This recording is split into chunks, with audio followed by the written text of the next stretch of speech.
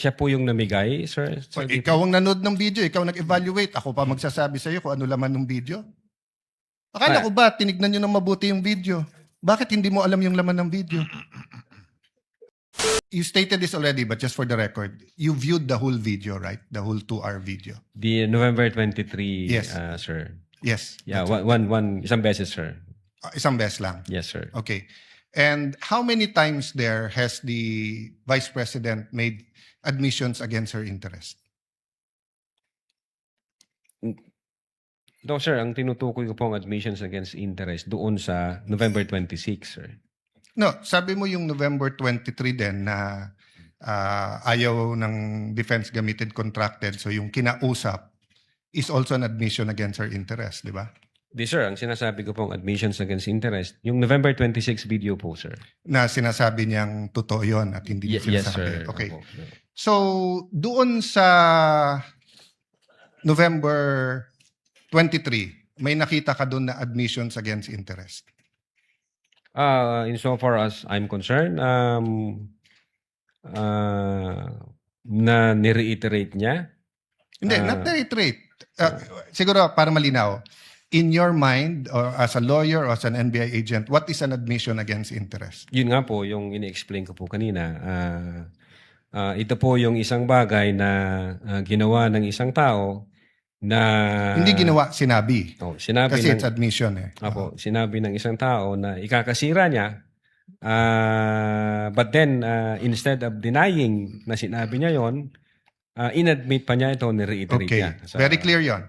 And you and Agent John Mark Kalilong said that the basis of the investigation was the November 23 video, the basis sa inyong affidavit of investigation sa nag-file ng kaso is certain portions of the November 23 video. As well as So, the November, as well as the As well as October 8, other sir. evidence. Okay. Opo. Sa November 23, ilan ang admission niya against interest?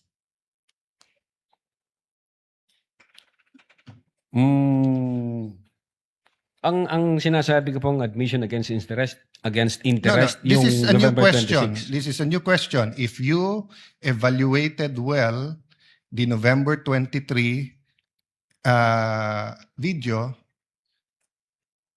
is there any circumstance in that video that you believe that the Vice President made admissions against her interest? Plain ho yung utterance niya doon, Your Honor. Yung nakita lang ho namin, yung utterances niya. Insofar as I'm concerned, yung admission against interest nangyari nung November 26. Mr. Witness, sagutin niyo na lang ako. Lahat ng admissions are utterances. Yes, sir. Okay? Admissions is verbal. 'Di ba? Hindi to yung parang admission sa court. Pwede mo i-admit yung documentary evidence, pwede yung object evidence, pwede yung statements. When we talk about admissions against interest, especially in context of what we're talking about, may statement na laban sa interest niya. Yes, sir. So tinatanong ko, dun sa buong video, meron ka bang nakita? Wala. Yes or no lang yun, meron or wala. O meron at wala, hindi yes or no. Kayo nag-evaluate nun eh. Meron o wala? Admissions against her interest. Yes, sir. The fact na in-utter niya yun. O which one nga? So meron ilan at ano yun? A little bit leeway, Mr. Presiding Officer, kasi hindi natukoy masyado yung tanong. Senator Judge Alan may proceed. Yeah. So which statement that? That one you're mentioning now. So yung sagot mo, meron. Ang understanding ko, sir, nung sinabi ko yan, I'm referring to the November 26, 2024. Mr. Witness, paulit-ulit tayo. Yes, sir. Burahin mo na yung pinag-uusapan natin you're referring to. I'm asking you a direct question. Yes, Sa sir. November 23, meron o wala bang statements na you will consider in your professional as a lawyer and as an NBI agent in charge of investigating this? Meron ba siyang admissions against interest? Ang tinutukoy ko lang po again, Your Honor, yung 26. No, I don't care. Wala po yung 23. I'm sorry. I don't care, Mr. Presiding Officer, kung anong tinutukoy mo. I'm asking you a direct question. November 23, video. Meron o wala siyang admissions against her interest doon?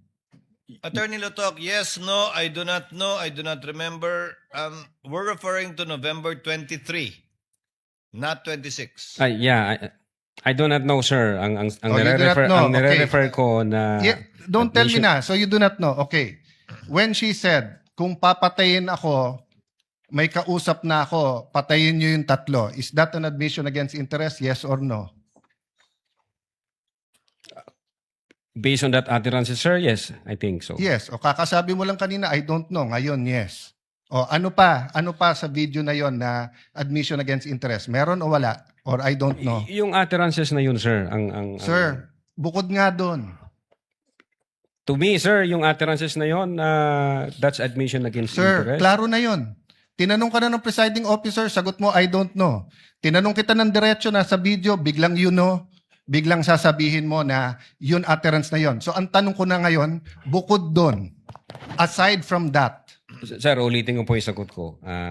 no, you don't need to answer. Yung sinabi ko po na No, I'm admission asking against you, interest. aside from the utterance, the statement, na kung papatayin nila ako, patayin sila, is there any other utterance during in that video that you would consider admission against In so far interest? as I remember, wala na po yun. Wala na, okay. When the Vice President said, yung pinamigay sa DepEd, isn't that an admission against her interest kung may pinamigay?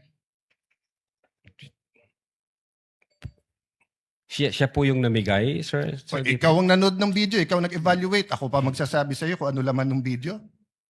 Akala ko ba, tinignan nyo ng mabuti yung video? Bakit hindi mo alam yung laman ng video? DSW, ano yun? Sir, pwede ko pong tingnan yung sinasabi No, niyo. so you Specific. do not know what the alaman ng video. Again, tiningnan ko po ang video one time and ang nag-review po ng video yung agent on case. Yes, but you're the agent in charge and you're the one who filed the affidavit. Okay, Yes, sir. next question. Nung sinabing mag-people power, tapos ang sinabi niya, hindi yun yung solusyon. O kung nag-people power, sino magiging presidente? Kung nag-people power at mawawala ang Pangulong Marcos, sino magiging presidente? Siya, sir. Opo. So hindi ba admission against her interest din? Siguro sa interest niya, maging presidente. Pero ang sinabi niya, what? I think so, sir. Okay. So I mentioned 3. So my next question. When you have an admission against interest, do you take the whole admission or you can cut it up into parts? Again, Your Honor, yung If my admission against interest is 1 sentence or 1 paragraph or 3 sentences, can you take 1 sentence and say yun lang yung admission and the 2 other sentences are not? Can you divide I it think up? it should be the whole, sir. The whole sentence. So the whole sentence niya, nung sinabi niyang kung papatayin ako, is pinagbibintangan niya yung tatlo na papatayin siya. So if you say it's an admission against interest and you believe it, you also have to believe na papatayin siya nung tatlo. The same thing, if you're going to say na namudmud siya sa DepEd, ang sinabi niya galing sa First Lady yung pera. So you're also going to have to believe that. So if you're going to believe her na yung ibang sinabi is seditious, ngayon sinabi nga niya hindi solusyon ng people power.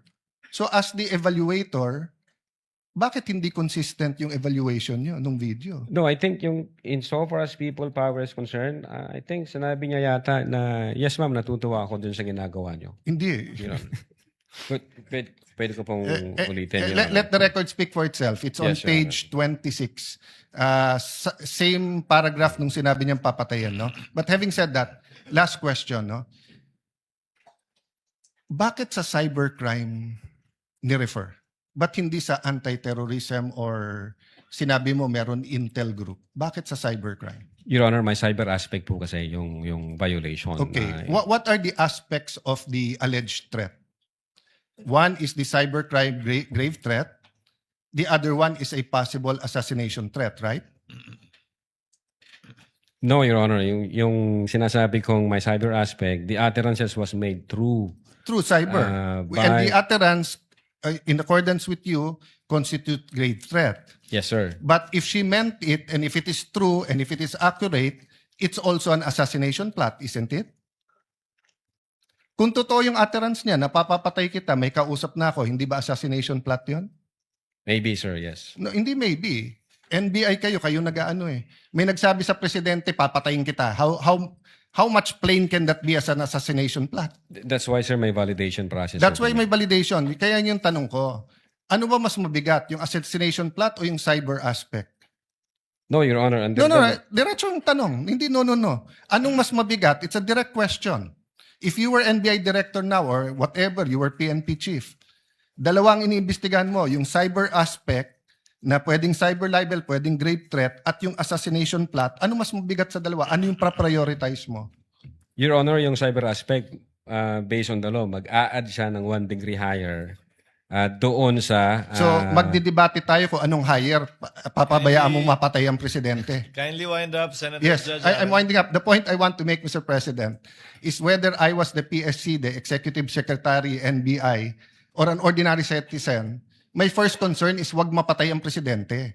Yes, sir. But instead of the NBI director taking it upon himself, giving it to the anti-terrorist or to the intelligence, sa cybercrime binigay. Your Honor, again, uulitin ko, yung utterances was made through Yeah, information and so communication I- technology. Kaya may I hope if jurisdiction any on one of my cybercrime colleagues here division. become president, magbago yung attitude ng NBI. Mas importante pala cyber kaso sa buhay ng presidente. Not necessarily, Your Thank you, Honor. Mr. President. Noted.